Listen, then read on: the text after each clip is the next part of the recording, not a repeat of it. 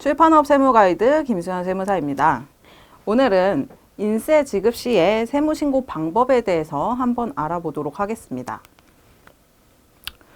국내 거주자에게 인세를 지급하실 때는 저작권을 양도양수하는 매절 계약도 있으실 거고 선인세 계약도 있으실 거고 이제 판매 수량에 따른 판매 정산 방식도 있으실 겁니다. 이러한 구분과는 관계없이 인세가 나가는 경우에는 사업소득이나 기타 소득으로서 다음 달 10일까지 원천세 신고 납부를 진행하셔야 되는데요. 사업소득이라고 하는 것은 영리를 목적으로 자기의 계산과 책임 하에 계속적, 반복적으로 행하는 사업 활동을 통하여 얻는 소득이라고 보시면 되겠습니다. 기타 소득 같은 경우에는 일시적이고 우발적으로 발생한 소득이다 라고 이해를 하시면 되겠는데요. 예를 들어 소설가가 직업적으로 계속적, 반복적으로 소설을 쓰고 받는 인세는 사업소득으로 신고를 하셔야 됩니다.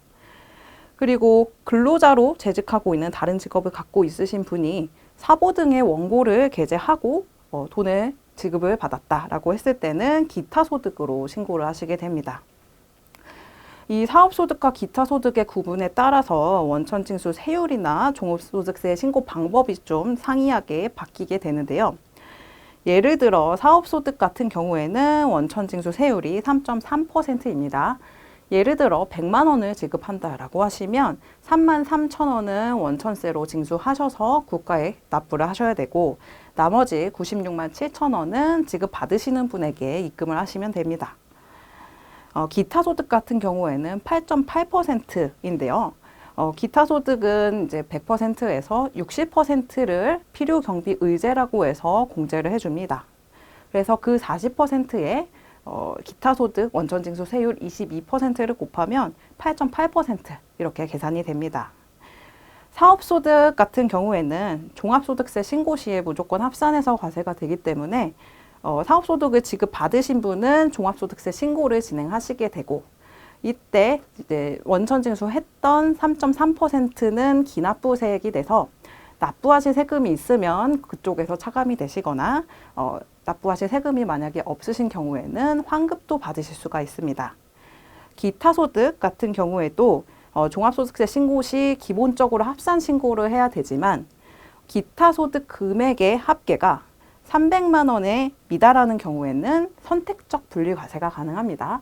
그래서 그 지급받으신 분께서 기타 소득으로 지급받으셨다라고 하실 때는 다음에 기타 소득으로 300만 원 미만이다 라고 계산이 왔을 때는 세율이 낮을 때는 합산해서 신고를 하시는 게 좀 유리하시고요.